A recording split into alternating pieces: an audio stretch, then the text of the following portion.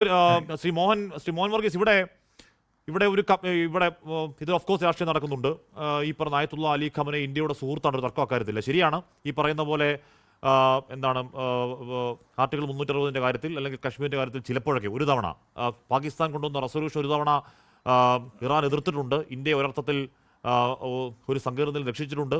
നമ്മുടെ ചബഹാർ തുറമുഖം അവിടെ കിടക്കുന്നുണ്ട്. അത് പാകിസ്ഥാനിലേക്കും അഫ്ഗാനിസ്ഥാനിലേക്കും മടക്കാതെ മധ്യേഷ്യയിലേക്കുള്ള ഇന്ത്യയുടെ വല്ലാത്തൊരു വാതിലാണ്. അതൊക്കെ അവിടെ അങ്ങനെ കിടക്കുമ്പോഴും ആയത്തുള്ള അലി ഖമനയുടെ വാദത്തെ എന്തുകൊണ്ട് ഇന്ത്യ അപലപിക്കുന്നില്ല എന്ന ചോദ്യം കോൺഗ്രസ് ഉയർത്തുന്നു.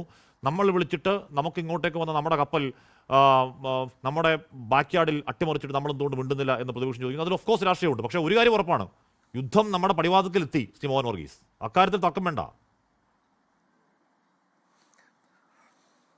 തീർച്ചയായും ഹഷ്മി, യുദ്ധത്തിൻ്റെ വ്യാപനം ആ ഒരു പേർഷ്യൻ മേഖലയിൽ നിന്നും, അതായത് ഒമാൻ ഉൾക്കടലിൽ നിന്നും ഇപ്പോഴിതാ ഇന്ത്യ മഹാസമുദ്രത്തിലേക്ക് വ്യാപിച്ചിരിക്കുന്നു.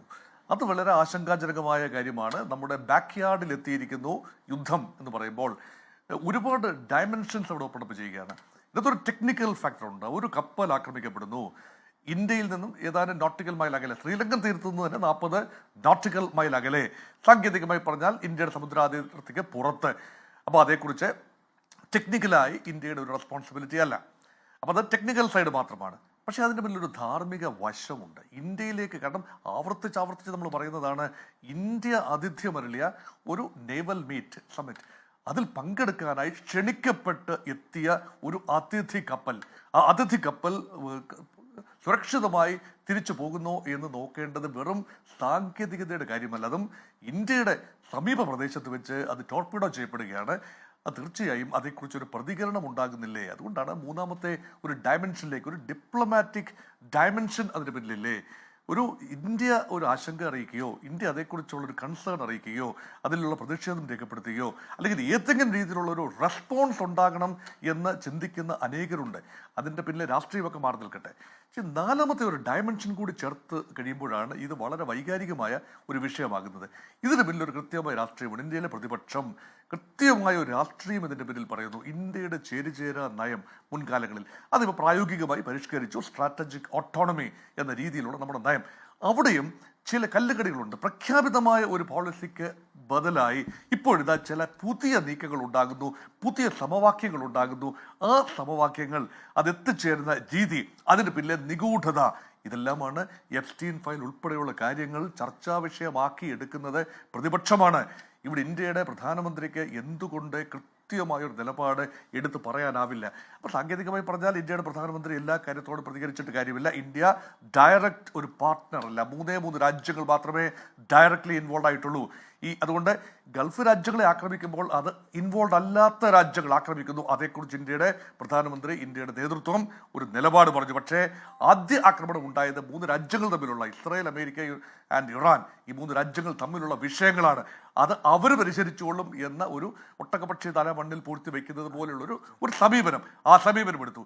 അങ്ങനെ 4 ഡയമെൻഷനിൽ നിന്നുകൊണ്ട് ഈ വിഷയം പരിശോധിക്കുമ്പോൾ ഫാക്ടർ അവിടെ വരുന്നു. അവിടെയാണ് ഇന്ത്യ വളർന്നു വരുന്ന അതിശക്തമായി ലോക സാന്നിധ്യത്തിൽ വരാൻ, അല്ലെങ്കിൽ ലോകത്തിൻ്റെ ഒരു നെറുകയിൽ വരാൻ ആഗ്രഹിക്കുന്ന സാമ്പത്തിക ശക്തിയാണ്, സൈനിക ശക്തിയാണ്, രാഷ്ട്രീയ ശക്തിയാണ്. നമ്മുടെ പിൻബലം എന്ന് പറയുന്നത് സോഫ്റ്റ് പവറാണ്.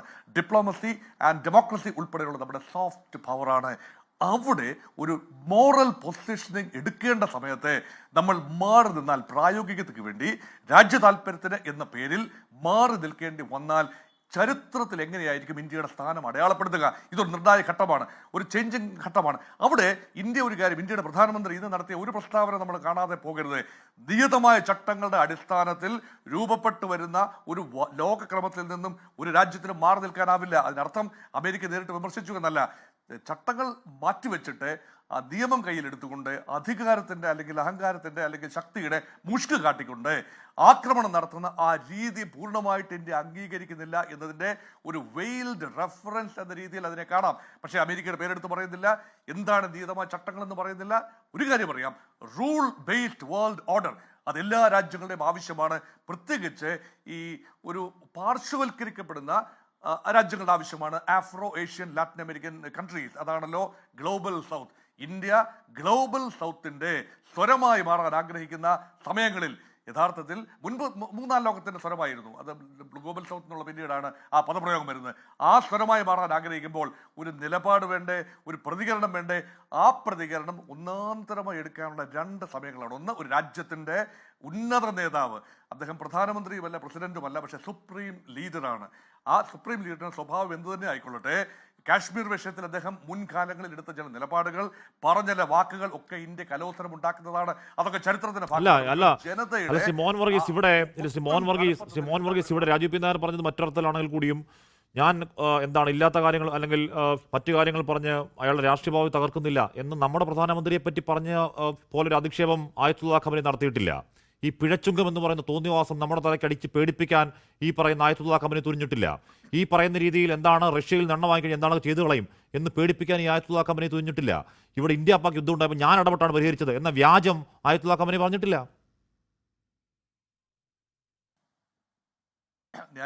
ന്യായമാണ്. അമേരിക്കൻ പ്രസിഡന്റ് ഡൊണാൾഡ് ട്രംപ് പറഞ്ഞ പല പ്രസ്താവനകളെ അയത്തുള്ള അലി ഖമേനി ചരിത്രത്തിൽ കാശ്മീരിനെ കുറിച്ച് ഉൾപ്പെടെ പറഞ്ഞ ചില പ്രസ്താവനകൾ, അത് ഏത് കോണ്ടെക്സ്റ്റിലാണ് ഒരു പ്രസ്താവന വരുന്നത്, ചില അഭിപ്രായ പ്രകടനങ്ങൾ വരുന്നത്, ഏത് പശ്ചാത്തലത്തിലാണ് എന്നുകൂടി മനസ്സിലാക്കണം.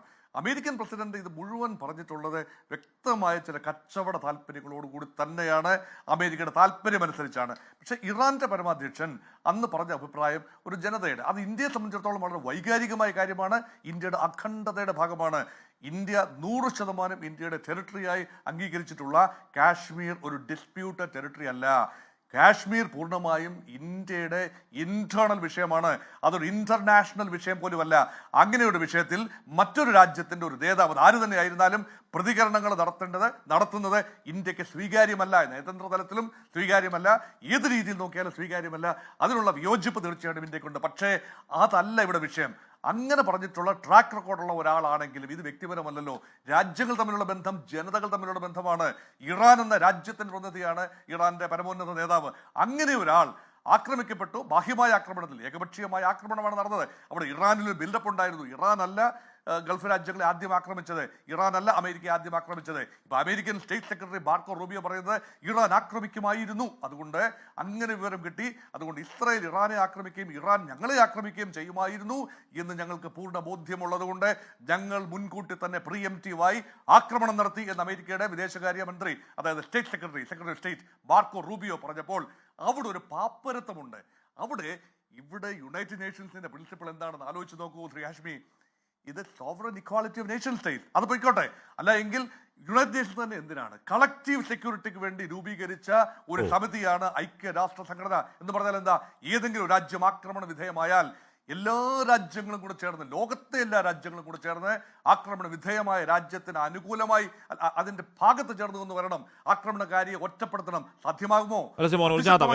ഞാൻ പറഞ്ഞത് ഈ പറയുന്ന പണികളൊക്കെ ചെയ്യുന്ന അമേരിക്കയ്ക്ക് വീറ്റോ പവർ ഉള്ള ഒരു സംവിധാനം, അതെന്തൊരു തമാശ സംവിധാനമാണ്, കോമഡി. ഇപ്പൊ ഐക്യരാഷ്ട്രസഭ എന്ന് പറയുന്ന മഹാതമാശയാണ്. എത്ര കാലങ്ങൾ നമ്മൾ ബോധ്യപ്പെട്ടു വിട്ടേക്കാം. ലോകത്തെവിടെയായാലും ഏത് സമയത്തും 24 വാർത്തകളും ഓഗ്മെന്റഡ് റിയാലിറ്റി പാക്കേജുകളും എക്സ്പ്ലെയിനറുകളും വിശദമായി കാണാൻ ഞങ്ങളുടെ യൂട്യൂബ് ചാനൽ നിങ്ങൾക്ക് സബ്സ്ക്രൈബ് ചെയ്യാം.